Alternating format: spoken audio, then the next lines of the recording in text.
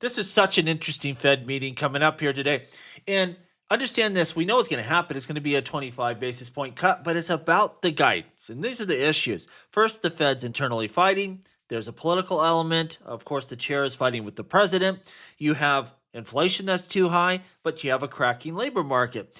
And so you're dealing with this incomplete data set because of the shutdown, and all the new data comes out after you make your decision and, more importantly, give your guidance. So this is like the worst scenario for the Fed as they march out here. Markets are going to be, highly reactive to the things that Jerome Powell says. So it's all about that guidance. And we know they're going to go to quantitative easing here, start expanding that balance sheet. They're going to have to, but they don't want to because, again, inflation's sticky, 2.8%. They want to get it down to 2%. I want a lot of things, and they ain't going to happen any more than getting that inflation rate down to 2%. It just isn't going to happen. We're going to have to accept higher inflation, but this is going to be the most important Fed, announcement here in a long time. We're going to see how they handle it here today, but let's kind of go through the information here so you know what's kind of at stake. So, okay, 90% probability, 90% confidence. We're going to see a rate cut. 25 basis points. It's going to happen.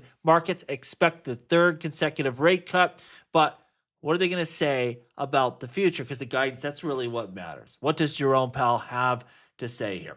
Just to set this up, we're going to go to a 3-year low. Lowest policy rate in approximately 3 years. Easing confirmed. We know that. They have to do this. Validates the easing cycle is real and ongoing. And signal matters most. Forward guidance. That is the most important thing here. The actual cutting of the rate is fairly minor here. Why is this meeting unusually dangerous? And this is what I was telling you about. They have incomplete data, blind policy, critical decisions are being made with partial visibility, and elevated volatility. Risk of market disruption is higher than normal. The Fed, they're navigating in the fog here. Uncertainty creates dangerous conditions. Everyone knows it, and everyone wants to see what they're going to do here. Why do they have this data blackout? Well, we had the government shutdown. Not great. October, November data delayed. December 16th, we're going to get the labor data. Too late before they make their decision. And December 18th, we're going to get inflation data. They've already given their guidance. They've already made their cut. And they probably just don't want to comment much at all. But the guidance is the important part here. They have to, or markets are going to be scared. We see a Federal Reserve that's divided right now. Internal conflict. This is very abnormal. Consensus within the Federal Reserve, it's breaking down. Analysts expect 2 to 3 dissenting votes at the meeting, signaling fundamental disagreement over policy direction. That's problematic as well. That's not going to give markets confidence here. What is Jerome Powell going to say? The level of division is unusual and concerning. Policy unity is weakening at a critical moment, at the most critical moment here. This rarely happens, historical rarity. 4 dissenting votes hasn't occurred since 1992, making even 2 to 3 highly notable.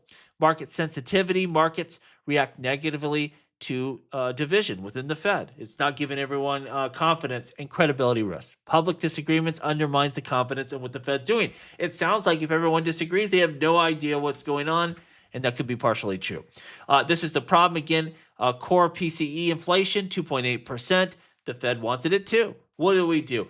Are we going to cut the rates, expand the balance sheet, and inflation really takes off? It could happen, but they have to defend that labor market, which is cracking. 4.4% unemployment rate in September, 73,000 recent jump in layoffs, softening in the labor market is emerging. And if that goes under, holy moly, it's all over, Red Rover. You can't have that. So they will have to defend that at all points. Of course, we know there's a political component as well. President Trump's demands, independence will be tested here. And it's just all this stuff going on at once creates a lot of pressure here. The hidden liquidity story here. This is the big one. This is what we want to hear about. Interest rate decision dominates the media coverage, but it's about the balance sheet. That's what drives liquidity.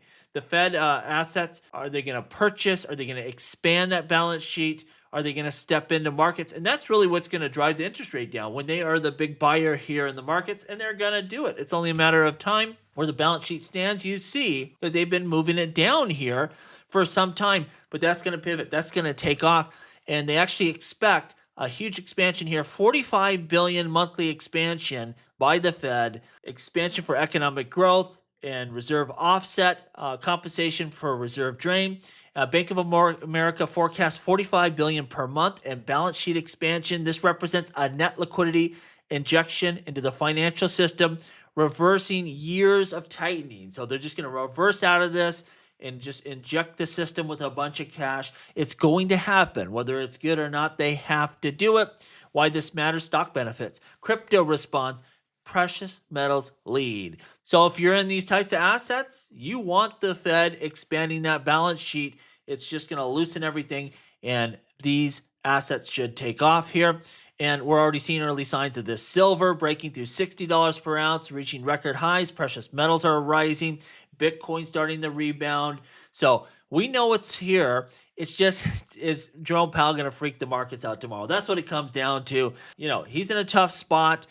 Is he going to bring some calm? Is he going to admit, yeah, we're going to start opening up this balance sheet? The things he says is going to be more important than what he does to say. Make sure you subscribe here, and we will see you here shortly.